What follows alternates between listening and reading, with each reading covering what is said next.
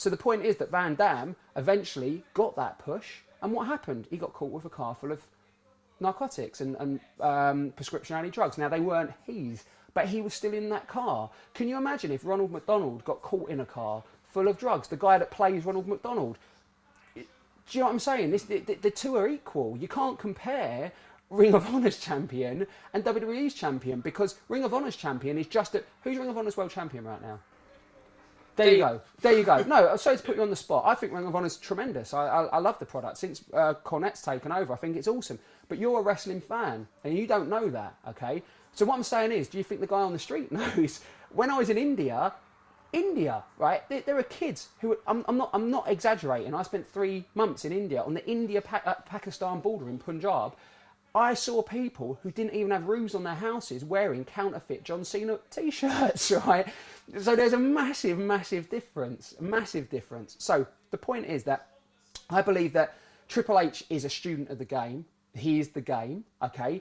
Anyone that wants to say, oh, well, what, there's blah, blah, blah, it's like, listen, like I said, I defy you to be as passionate about British wrestling as I am on this sofa, and if you are, sit down on it with me and let's change the world together. Same as Triple H. I defy anyone to be as passionate inducting Ric Flair in the Hall of Fame as Triple H was, okay? So we've dealt with that situation now. Okay, so let's go forward a little bit. So I've gone off on a tangent. So the point is now we have an heir to the throne, okay, of this multi-million-dollar corporation. Unfortunately, despite me saying all that stuff, that doesn't mean that we had to edit off the last 33 minutes of that interview because it was pleasant. It wasn't. What I said was very unpleasant towards the WWE, and it came from anger, and it's real anger that's still there. But I watched it back, and I'm so glad that Hannah, our solicitor, said I'd advise you not to air it. And I guess, you know, maybe you want to talk and then we'll get back onto why that was. Well, I was going to say, I mean, we're going to come on to that, but I want to draw you back to the question I asked a couple of minutes ago, which is specifically about Monday Night Raw. I tried to avoid it. Okay, this is as much, for reasons, okay. I can't explain it, Dave. I try to move away as much as I can. Yeah, okay, it's obvious. It's obvious. Well, they're saying that... Can I phrase it this way? Yeah. I would say there will be a lot of people who are hearing you or other people associated with the FWA hinting in some way that there's a connection between these two storylines, hinting that WWE... Well, there's a national newspaper that will do an article on Friday to say that after disbelieving the connection for a while, they now believe that they are stealing the story from us. That's a national newspaper this Friday. Okay, well, what do you say then anyway to those fans out there who will hear that and say, aren't the FWA flattering themselves a little bit to think that WWE is copying their storyline? Listen, the FWA, on paper, achieved more than ECW. We have books. we own our own tape archive. We brought over more imported talent than they did, okay? We've had bigger, I guess, I wouldn't say bigger names, but we've had equal names, and we ran for longer, okay? So, even though we took 2 years off, we're 11 years we've been going now. So, WWE borrowed from ECW. We all know that, okay?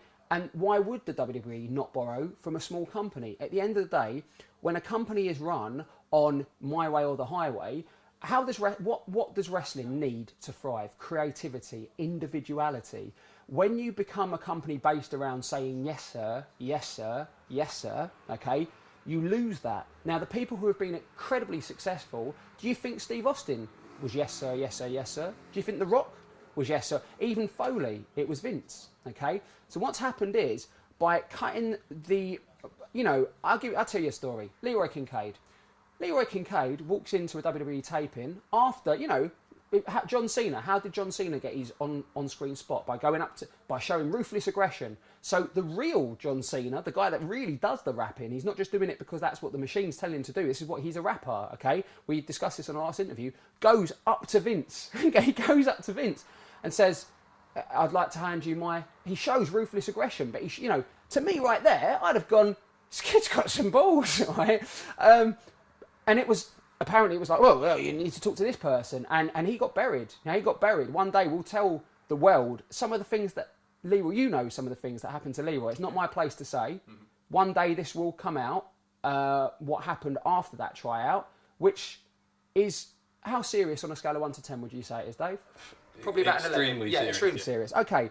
but that's not for the, but and this wasn't from the WWE, but it's from people that, only knew, that could have only known if they were linked in some way, okay? Very serious stuff happened to Leroy, and he was sort of quashed. So the problem is that how are you going to bring your product to the next level? Even this big storyline with the NXT guys. I mean, I know PJ. PJ's on my Best of Alex Shane DVD as a bonus feature. PJ, who plays Wade Barrett. Gabriel Wade. Gabriel. Okay. PJ Black. This is what I'm saying. The problem is that you've got a faction of people. Now, I hinted in last month's, somebody actually said in the forum, I read in FSM, Alex is going to unveil this storyline that's going to change wrestling, right, in the next month. And who does he think he is? What is it? Well, I'm telling you, what I was going to write is what they're doing right now. So, I mean, it clearly is, because that's what we're doing. Why would I come up with something and not use it in my own company, right? But I'm not offended by that guy. What the guy said is, Alex Shane's run the Skydome a few times, and he thinks he's so-and-so. Well, let me just explain this quickly to put into perspective. What's happening is, people are judging my achievements on what they would do.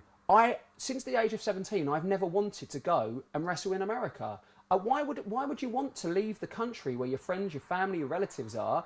Okay, now, I feel comfortable. I feel equal to The Rock, to Austin, to Triple H. Now, people are going to say, well, how can you say that? You're comparing it by achievements in the WWE, okay?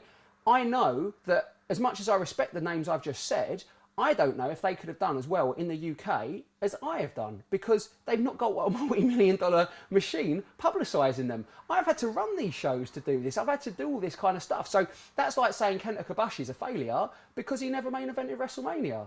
Okay, and but he's run he's wrestled at the Tokyo Dome. Look at the size of Japan and their industry. Their equal is the Sky Dome. That's about as big as we're going to get until we get to Wembley. So I think people are losing the point. They feel that's how bad our industry has become. I'd see one thing I did watch, I did think, which again would sound egotistical, but it's the truth if people want to take it that way. I watched my stuff back and I thought, man, I should be considered to the wrestling fans a bit of a national hero. I'm not being big-headed. I've done these things, and I was watching it feeling sorry for this guy, because I see Alex Shane, you probably know this, but I see Alex Shane, he's not a real person, he's a fictional character. I see Alex Shane as somebody I can slot in when required, right? And I'm thinking, man, Alex Shane's done all this stuff, and he's completely hated by a lot of people. But that's typical Britain. You just want to knock people down, and I guess that's we've been programmed that way. But as far as the storyline goes, historically, of course, WWE are going to borrow because they've squeezed out the individuality from a lot of people. I heard this story. I don't know whether it's true, but I heard the story that Pat Patterson had gone to had been put on a mission to find out what was wrong with the product. I don't know whether, again, this is true, but I'd heard this. It was in the Observer, so it must be true. But I'd heard that, what happened was he went out on a year's sort of trip to find out why people weren't watching, and they came back and it was too much McMahon and too much Triple H. And apparently when he presented this as a result, he was let go. I don't know if that's true, but I do know that as far as Leroy Kincaid's concerned, he's gone up, he's shown that flair that you need to be a main event guy, to need to be a star, and it gave him put the kibosh on him. There were other reasons the kibosh was put on him. It's not, but I do think that's an issue. So that's why they would borrow from another wrestling company, simply because to come up with unique, individual, new, fresh content, you need to be able to voice these ideas without getting them, shout on.